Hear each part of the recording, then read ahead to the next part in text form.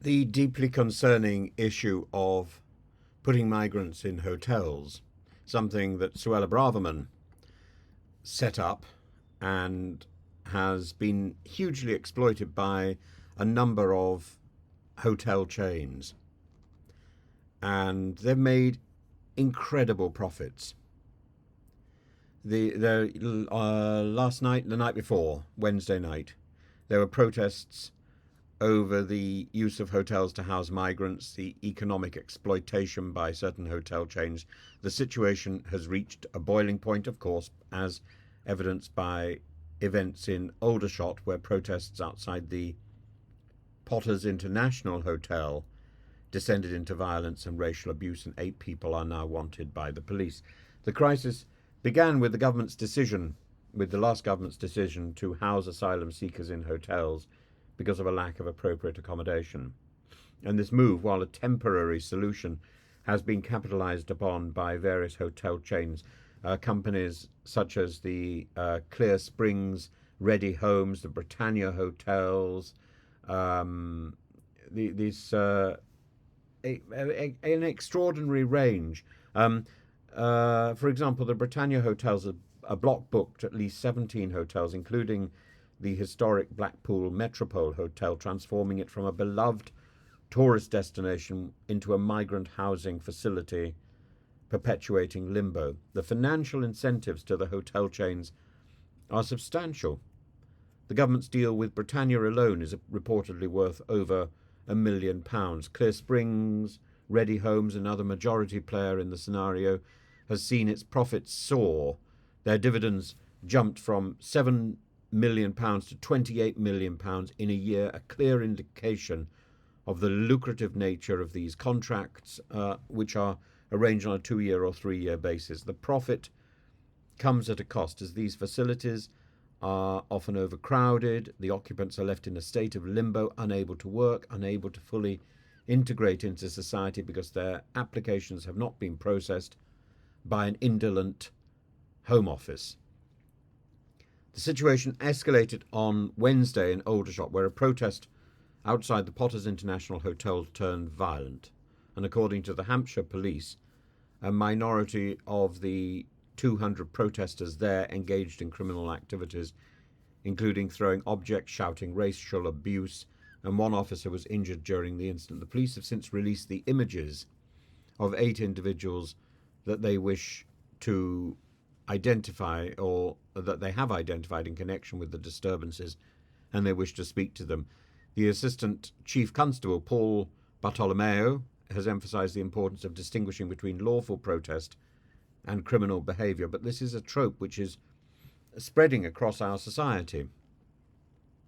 And local politicians, community leaders have reacted strongly to these events. Alex Baker, the Labour MP for Aldershot, has noted that the situation was worsened by agitators from outside the community. And she's praised the police for their swift response, reiterated the importance of a peaceful protest, but her comments highlight the broader concern about the potential for such incidents to inflame community tensions, to disrupt social cohesion, and to be hijacked by thugs from outside, the rent-a-thug scheme, spurred on by some sort of social media alert: go to this place, go to that place, stir up trouble, take England back, and all these slogans. The protests over migrant hotels, the exploitation of certain hotel chains, reflects quite a complicated issue. It's a beacon, of course, for people like Katie Hopkins, Richard Tice, the patriotic alternative. These organisations, migrants shouldn't be kept in hotels like this. Their application should be processed. The problem goes back to Theresa May and her hostile environment, which was seen as an excuse by the broader Home Office simply to go slow. It's wrong. And we need to process these claims, and get these people, if they're going to stay in our country, paying tax and contributing diligently to the development of our society. We need to condemn and prevent actions that incite violence and hatred. And as we move forward, it's essential that we address the root causes of this crisis. The root causes are partly the hotel chains themselves, which are capitalizing on other people's misery. And don't for 1 minute think these people are living it up in 5-star luxury. They're not. They're often crammed, many into a bedroom, and they're effectively barred into that space.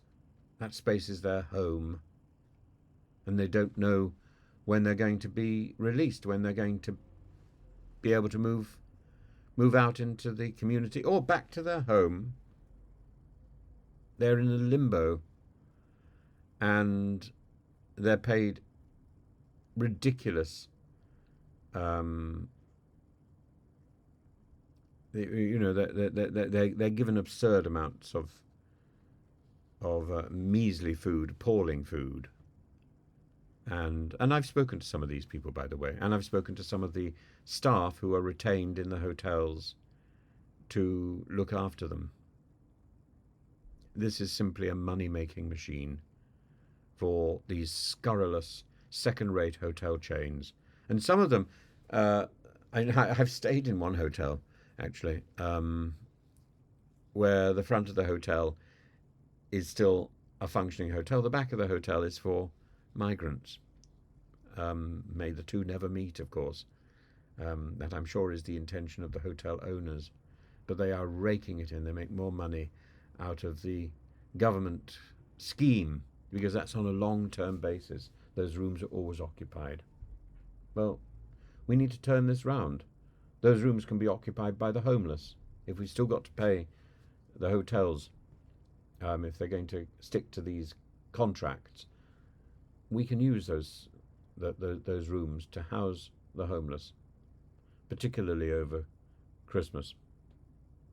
We need to clear this mess up, because it's a mess perpetuated by a series of particularly stupid Home Office ministers, starting with Theresa May.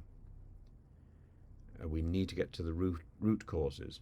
We need to expose the inadequacies of our asylum system, the unethical profiteering by some of these businesses and hotels, and only then can we hope to find a just and humane solution to this complex issue.